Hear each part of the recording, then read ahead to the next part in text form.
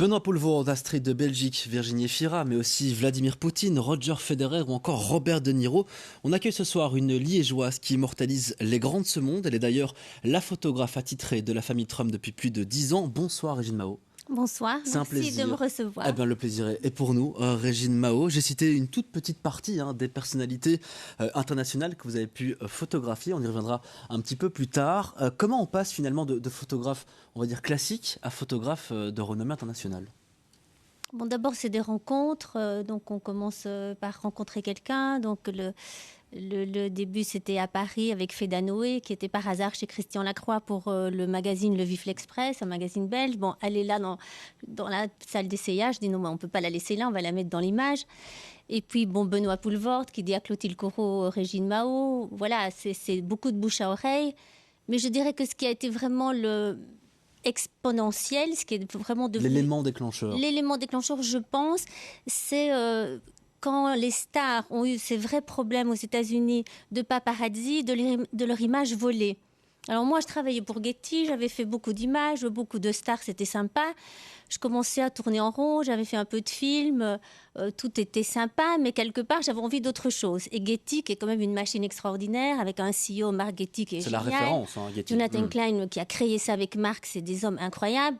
Commençaient aussi à avoir fait le tour de tout. Donc, ils avaient envie d'un buzz. La petite Mao, elle est toujours là, elle s'ennuie, qu'est-ce qu'on va faire avec elle?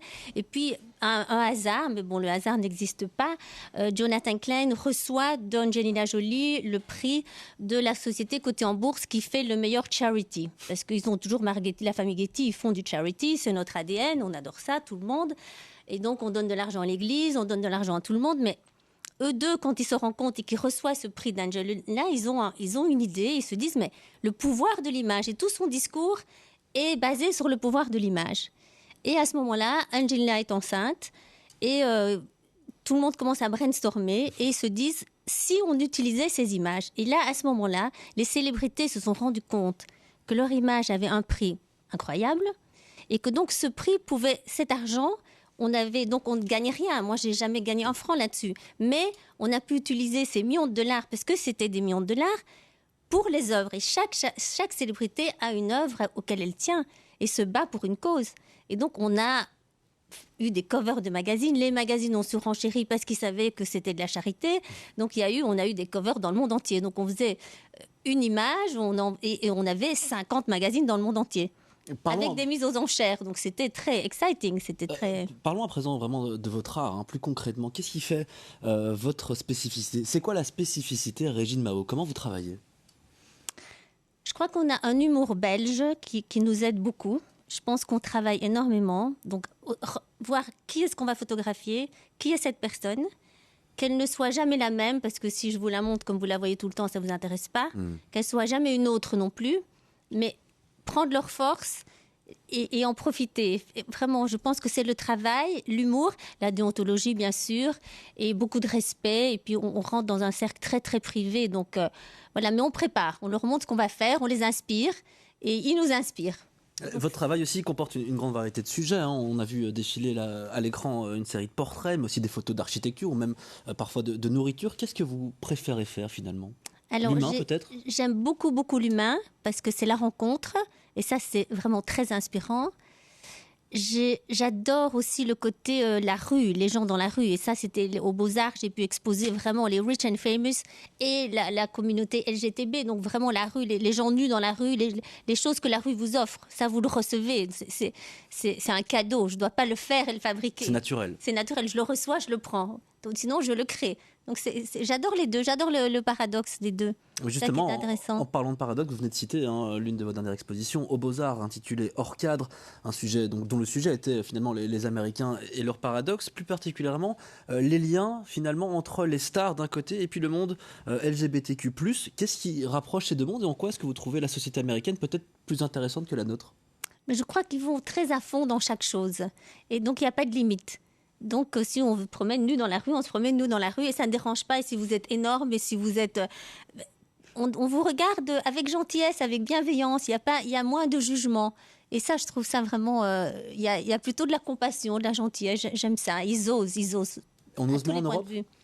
Oui, mais même au niveau des célébrités, si vous photographiez une célébrité en Europe, elle vous dit qu'est-ce que mon agent va penser, qu'est-ce que celui-ci va dire.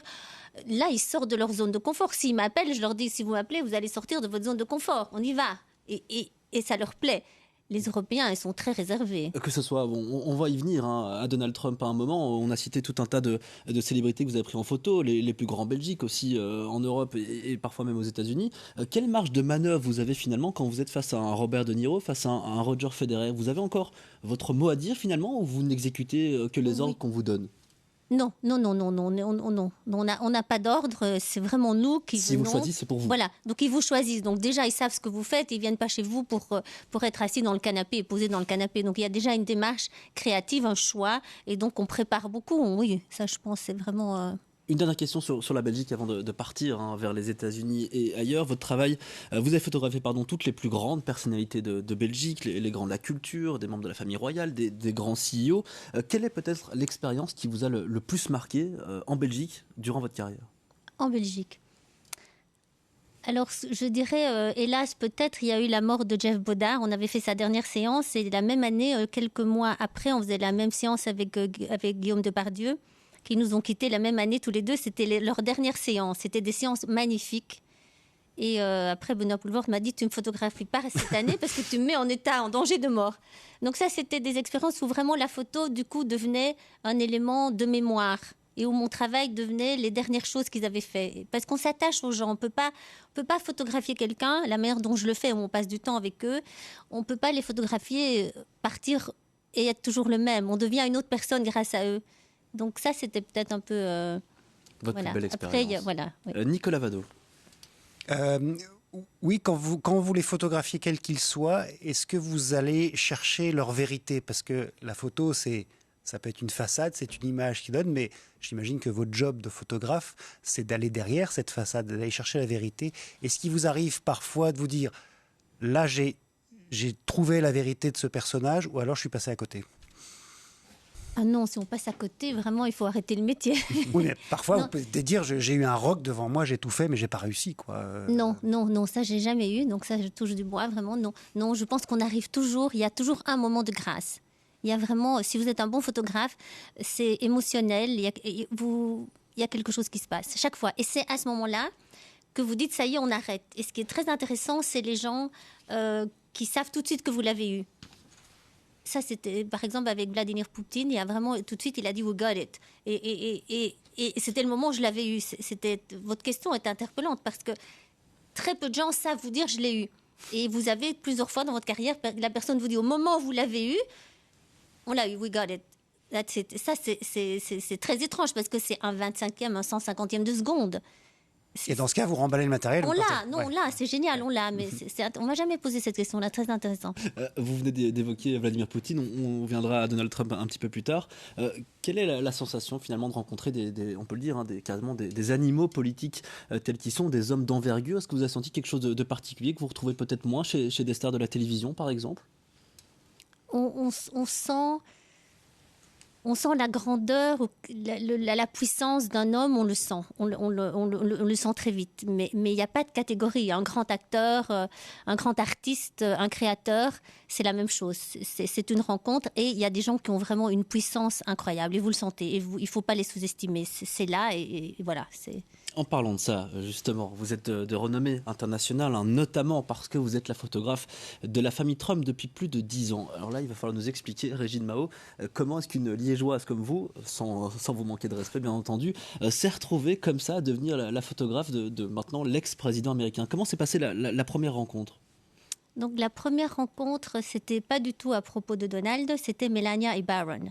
Donc c'était pour faire du primetime television avec Entertainment Tonight. C'était un gros sujet avec People Magazine et c'était un at-home et c'était juste un de mes clients très riches américains comme les Hilton. Où c'était un job parmi les autres. Donc voilà.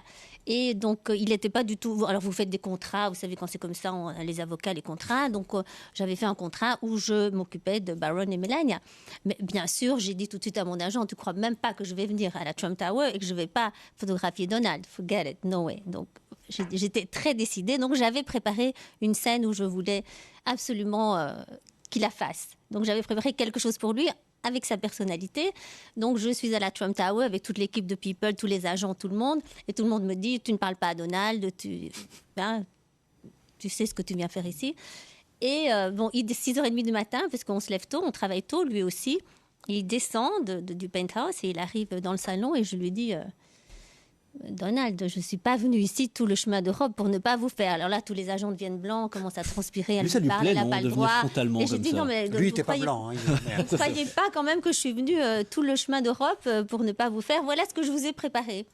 Et quand il a vu ce que je lui avais préparé, ce self-portrait, donc c'est lui qui se prend en photo lui-même, il a adoré. Donc il a fait, il était 6h du matin, il m'a dit « You stay there, I'll be back ». Et son driver m'a dit « On reviendra ». Et à 5h, il était là et on a fait une série assez formidable avec notamment le lion. Et on va y venir à cette photo, puisque je vais vous demander d'un petit peu nous expliquer les coulisses. Pas tout de suite, parce que peut-être une dernière question. Vous êtes probablement l'une des seules Belges à connaître personnellement Donald Trump. Est-ce que vous avez réussi malgré tout à dépasser le cadre professionnel et devenir parfois peut-être intime avec lui ?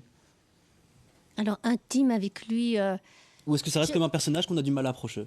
Non, on n'a pas du tout de mal à l'approcher. D'ailleurs, je ne l'appellerais pas Donald si j'avais du mal à l'approcher. Je l'appellerais Mr. President, Mr. Trump. C'est pas du tout... Non. C'est quelqu'un d'assez... qui vous dit ce qu'il pense, ce qu'il aime, ce qu'il n'aime pas. Mais c'est sûr que quand vous faites 12 ans, ça fait 12 ans maintenant qu'on travaille ensemble, pour la partie privée, c'est des gens qui ne laissent pas entrer les gens dans leur privé. Nous, on rentre dans toute leur maison, on va partout avec une confiance, une déontologie, du respect, mais on partage, c'est un moment de partage ensemble. Donc, je ne vais pas dire que je suis leur amie. Je fais depuis 12 ans la partie privée de leur famille. Et on crée quelque chose ensemble. Et ils adorent regarder ce qu'on va faire avant qu'on le fasse, quand on le fait et après. Donc, on a une part de joie et de création. Mais dire que je suis leur amie, je n'ai pas cette présence. Je reste à ma place. Je suis leur artiste, peut-être. C'est une autre place encore. Vous venez d'évoquer justement l'une de vos photos, l'une des photos les plus connues aussi de la famille Trump qui va apparaître à l'écran. Vous pourriez peut-être nous expliquer, la photo, nous expliquer comment ça s'est passé, finalement le behind the scene, comme on dit, décrire un petit peu la photo à nos téléspectateurs et puis surtout savoir comment ça s'est fait. C'était l'idée de qui de le faire donc au dernier étage à Trump Tower, si je ne dis pas de bêtises. Oui. Comment ça s'est passé tout ça ? Mais donc c'était ce fameux jour où je lui ai fait son self-portrait le matin et donc où il m'a dit je reviendrai l'après-midi. Donc on s'est dit l'après-midi on va faire le portrait de famille. Profitons-en. Ce qu'il y a de bien quand vous faites partie de ce cercle et que vous arrivez chez toutes ces stars ou toutes ces familles privilégiées, vous rentrez dans leur univers, on prépare beaucoup à l'avance, mais aussi il y a la surprise. Donc vous rentrez et puis on découvre les choses parce qu'ils ne peuvent pas me dire tout ce qu'il y a dans leur maison. Donc, moi, j'aime prendre des choses qui leur appartiennent parce que c'est leur image. Donc je me promène dans toute la maison et je choisis les objets que j'aime. Et c'est vrai que quand vous êtes dans cette famille, les petites voitures de Barron, c'est des limos où il est écrit Trump dessus. Donc c'est déjà très inspirant. Le lion, je voulais que Barron ait une position par rapport à ses parents. Donc assis sur le lion, c'était très bien. Donald, il est dans son fauteuil doré. C'est lui qui s'est installé là ? C'est moi qui lui ai dit de s'installer là. Mais quelque part... Et puis Melania, elle est très, très princière, elle est slave, elle est impériale, elle est au-dessus de tout, mais lui, il est aussi. Donc il y avait ce rapport, tout ce qu'on sent dans la famille et ce qu'on sent, il faut l'exprimer dans l'image. Et c'est vrai que cette image, le premier shoot a fait le tour du monde. On a eu toutes les covers de magazines, Vanity Fair, Harper's Bazaar, tout, voilà. Et c'est une image un peu iconique, mais c'est leur décor, c'est eux. C'est leur appartement. Très contents d'être comme ils sont. Et c'est ça que j'aime avec les Américains, c'est ce côté. Donc ça crée un lien quelque part, ça crée qui ils sont. Et c'est mon travail de photographe de montrer au monde qui sont ces gens. On a évoqué très brièvement Melania Trump qui est restée, on peut le dire, quelque peu en retrait durant ce mandat de Donald Trump. Vous avez dit ne pas être si proche que ça de Donald Trump, mis à part le fait de l'appeler Donald et d'avoir une relation professionnelle depuis plus de 10 ans qui évidemment a glissé tout doucement, peut-être pas dans l'intime, mais en tout cas dans une relation plutôt amicale. Quel genre de femme c'est Melania Trump ? Alors c'est une femme très réservée, qui se protège beaucoup. C'est une femme qui a su, pour moi, et moi j'apprécie ça, garder une part de mystère. Il faut vous dire aussi que c'est une femme qui vient des pays de l'Est, elle a vécu le communisme, elle est partie, elle a travaillé. C'est une femme qui travaille énormément, donc à 6h du matin, tout le monde est debout, on travaille, si on fait les choses, elle va faire les choses avec nous, elle va prendre les choses en main, elle élève son fils, elle ne va pas appeler 18 nounous dans ces familles-là. Vous allez dans des familles américaines, il y a 25 nounous, 18 bonnes. Là, vraiment, elle fait, elle est dans la réalité, mais elle a du recul, elle va jamais réagir à chaud. Et à la fois, c'est une femme très, très, comment dirais-je, très bonne, très sensible et très généreuse. Incroyablement par rapport à l'image qu'elle a de cette femme assez dure tout compte fait. Louma Salamé, la photo qu'on a vue juste avant, la photo iconique dans sur le dernier étage de la Trump Tower, avec ces murs quasiment en or, hein, on peut le dire. La voilà qui réapparaît. Le jeune baron qui est sur son lion. Qu'est-ce que ça vous inspire, tout ça ? Donc, selon la tradition, les icônes ont trouvé le jour à la suite donc c'est Saint Luc qui a peint la Vierge à 3 reprises et c'est le début, la naissance de l'icône. Et Mélania est tout à fait finalement avec toute cette vous voyez les icônes qui sont embossées, c'est-à-dire sur lesquelles on a de l'or ou du cuivre. Là, on est vraiment dans une icône 2022. Donc on a besoin, effectivement, ce besoin qui, depuis la nuit des temps, ou dans d'autres cultures d'ailleurs, au contraire, on n'en veut pas d'icônes. Donc c'est la problème. Mais donc c'est la création d'icônes. Donc comment transformer le visage pour en faire un. Vous parliez, vous disiez impérial, etc. Donc pour reprendre la terminologie des adjectifs que vous avez utilisés, on transforme le petit enfant. En train de mener un lion sauvage. Donc on est dans l'icône, c'est Saint-Georges et le dragon, etc. On reprend des... Vous l'aviez imaginé tout ça ? Ce qu'on vient d'entendre ici avec Louma Salamé. Non, c'est parfait. Vous pouvez être mon agent. Peut-être une dernière question sur Donald Trump, Régine Mao. Ce sont peut-être ses relations avec les femmes. Il a été souvent remis en question, peut-être pour son passé, donc avant d'être président américain. Ça n'a jamais été un problème pour vous de travailler avec un homme que beaucoup disent et décrivent comme sexiste ? Non, parce que moi, je n'ai rencontré autour de lui que des femmes. Donc moi, quand je suis arrivée là, le cercle, c'était des femmes. Les CEO de Trump Organization, c'était des femmes. Même en tant que président, l'ambassadrice des États-Unis à Paris, Jamie McCord, c'est une femme. Donc, je veux dire, à la Trump Tower, quand ils l'ont construite, l'ingénieur en chef à cette époque, mais c'était une femme. Mais à cette époque-là, c'était très rare. Et j'ai souvent entendu Donald dire oui, moi j'aime travailler avec les femmes, elles ne lâchent rien, elles me défendent. Donc moi, il y a 12 ans on parlait pas de ces choses-là, donc moi j'ai pas connu ça, je ne connais pas ça, donc je ne sais pas en parler, mais ce que je vois, c'est vraiment des femmes. Donc je pense que par rapport à moi aussi, ce qui me donne je ne peux rien dire là-dessus, je ne connais pas ça. Et peut-être aussi simplement dire, cette logique portraitiste mécène, aussi, toute l'histoire de l'art aussi se construit là-dessus. D'ailleurs, il y a des autoportraits, donc je ne sais pas si vous vous permettez ce genre de choses, oui. Peut-être d'audace, mais donc Memling, les peintres flamands, ils se cachent en train de regarder l'adoration avec la Vierge. Le portrait, l'autoportrait, c'est presque inévitable, sous des formes. Luc Hénard ? Vous est-il arrivé de ne pas avoir ce contact dont vous parlez ? Vous avez dit tout à l'heure ces moments de vérité. Est-ce que des personnes que vous avez pu rencontrer, ça n'a pas matché comme... En photo, vous voulez dire ? En photo, bien entendu. Non, j'ai vraiment eu de la chance. Non, on arrête quand on l'a.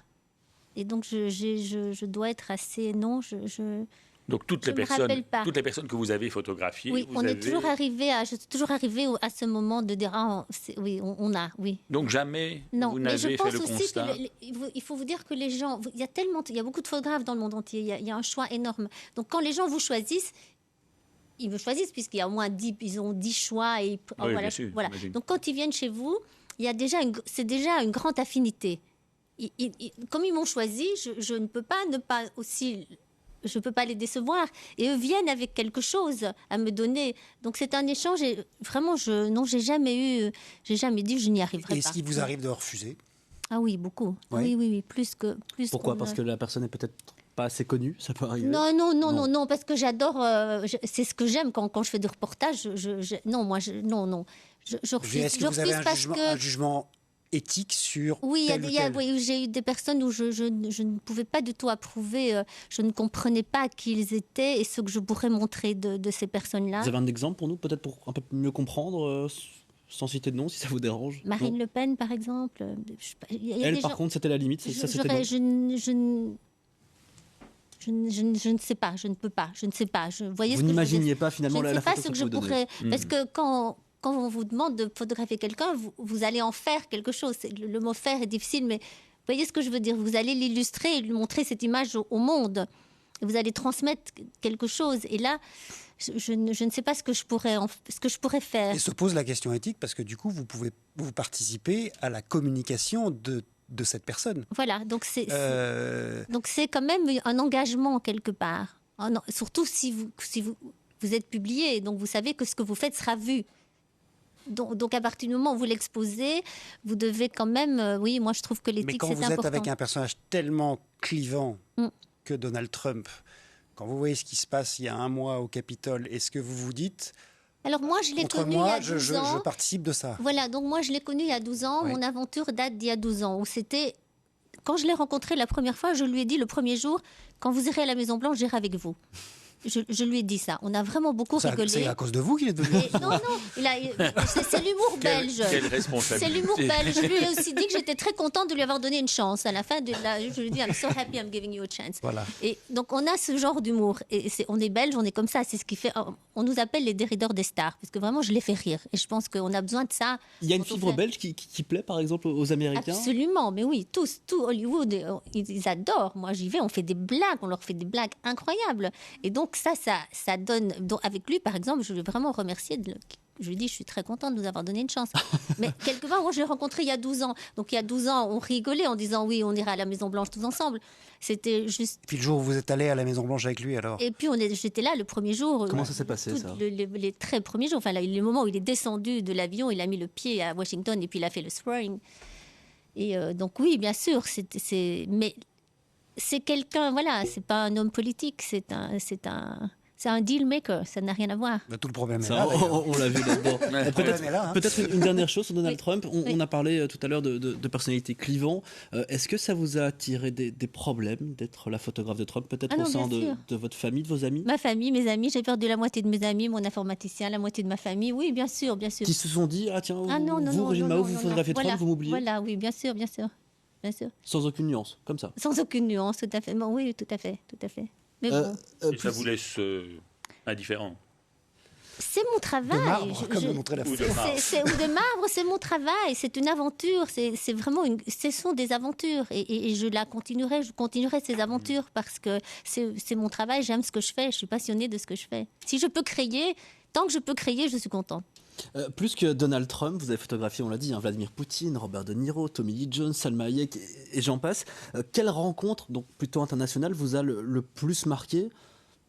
Bon, alors moi j'ai beaucoup aimé Marianne Faithfull parce que c'est quand même London Swing, il y a tout ce côté vraiment she's a legend pour moi, she's a lady. Alors des femmes, Suzanne Sarandon aussi. Pas des petits noms, ça. C'est des femmes, quand vous passez vraiment des quality time et des moments de qualité, vous sentez leur... Il y a quelque chose, il y a vraiment quelque chose. Mais j'ai beaucoup aimé aussi Astrid de Belgique, sa famille, ses enfants, une certaine générosité, de la classe, une fidélité. Enfin, vraiment, oui, j'ai vraiment... Bon, des gens comme Benoît Poulvorde. Benoît, quand je l'ai photographié, il avait toujours un chapeau de cow-boy, des bottes de cow-boy. Il avait l'air d'un pauvre... C'était pas possible. Et je me disais, mais ce pauvre homme qui est si beau, si intelligent, si intellectuel, est-ce qu'on ne peut pas...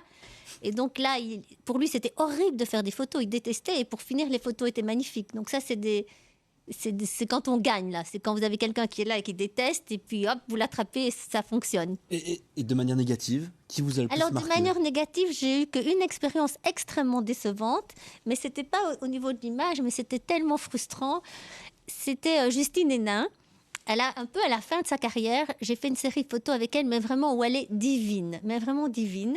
Et 2 jours après, le Vanity Fair m'appelle et ils me disent, Régine, on a vu la photo de Justine Hénin, mais on n'a jamais vu ça, elle est tellement belle, on veut en faire une cover. Donc moi, très, très, super contente, j'appelle son agent qui était à Sydney à l'époque, je l'appelle et je lui demande, je lui dis, voilà, Vanity Fair veut faire une cover story, on a la couverture. Et il m'a dit non. C'est dommage, on l'a fait pour le Soir Mag. Alors, on avait fait J+7, donc on était 7 jours après le Soir Mag, donc on n'avait plus d'exclusivité. Et alors non, alors j'ai pris ma voiture, j'étais quand même à Oui dans la maison de campagne, donc j'étais pas très loin. Je suis allée à Sydney en me disant, mais je vais le convaincre, je sais convaincre le monde entier. Il m'a dit non. Ça, c'était tellement frustrant. On voit que vous êtes encore frustré ce soir, Régine Mao. Peut-être une toute dernière question. Qui vous aimeriez absolument photographier, et ça n'a donc pas été le cas pour l'instant?